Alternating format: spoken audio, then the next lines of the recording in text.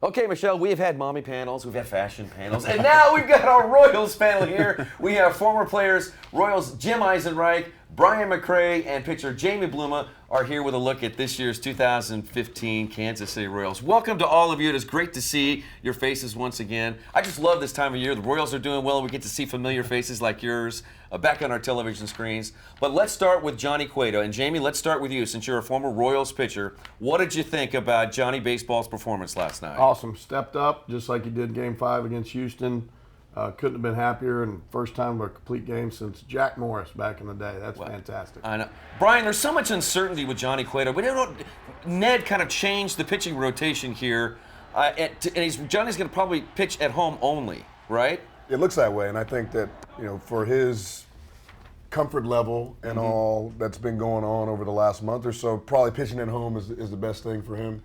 Fans not going to be on him as much. He'll be able to settle in, and it seems like just at home brings out a different style in him, and it's odd, but pitchers are odd too sometimes. Jim, you've played in 2 World Series. You won one of them. Can you kind of describe what it is like to play and the pressure, how thick the pressure is for a guy like Johnny who, pitching on the road? What would that be like for him? He starts every play. So he's involved, and when he's been at home here, the fans are on his side. We're all excited. On the road, it's different. They're all against him, and the pressure is, it's unbelievable. But like Jamie said, Brian said, pitches are weird. Yeah. They have their little things, but you know what? They can get on a roll, and they're guys that you need, and support them. Okay, Royals are heading. They're in New York. They woke up in New York this morning. They're going to play in Citi Field. And they're going to play in New York. That's a different kind of animal. So what's it like to play in New York, Brian?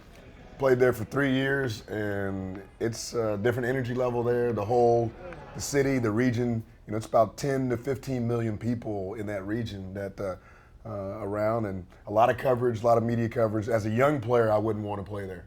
A veteran. I got there after my 6th or 7th year in the big league, so I was able to kind of ease into that. But it's a lot there, and Met players, they're going to feel it. The fans are going to be on them because they're down 0-2.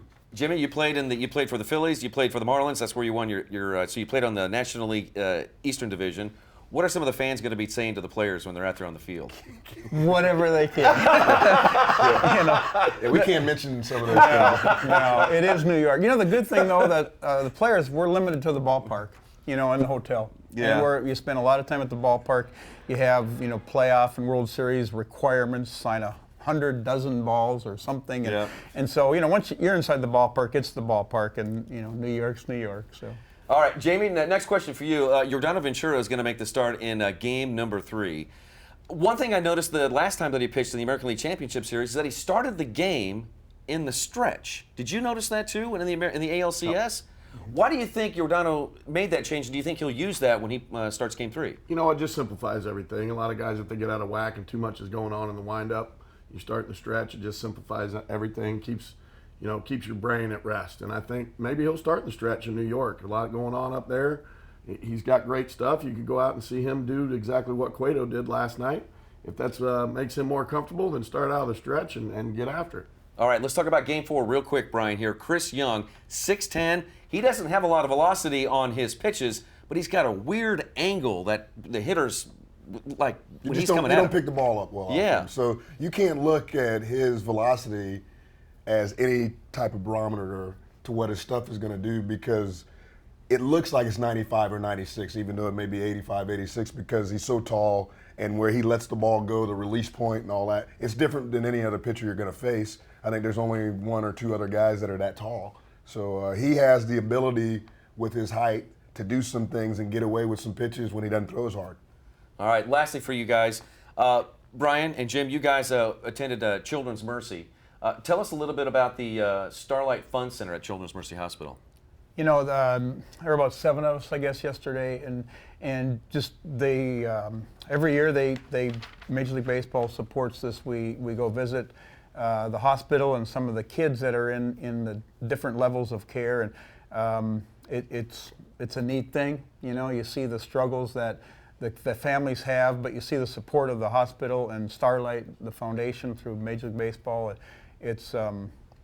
kind of brings you back to reality. Sure. It's like everybody has stuff, and the Children's Mercy program is unbelievable. Hospital, of course, is just unbelievable. It was a lot of fun just to be able to go around and give some Royals gear, sign some autographs. I went through the dialysis unit, and there are a lot of little kids in there that have spent a couple days a week there, 6 to 7 hours, just sitting. Yeah. And they said they try to watch all the games, and we just hopefully bring a smile to their face and give them a little pick me up on a bad day. Yeah. Well, I know all three of your phones have been ringing since the Royals have been on Ringing this right run. So Jamie Bluma, Brian McCray, Jim Eisenreich. Guys, thank you so much. Great to see all three of you guys. Appreciate your time this morning. Hopefully we'll see a parade here in the next week or so. Let's do it. I'm going with these guys. Parades are good. Kim, we'll send it to you.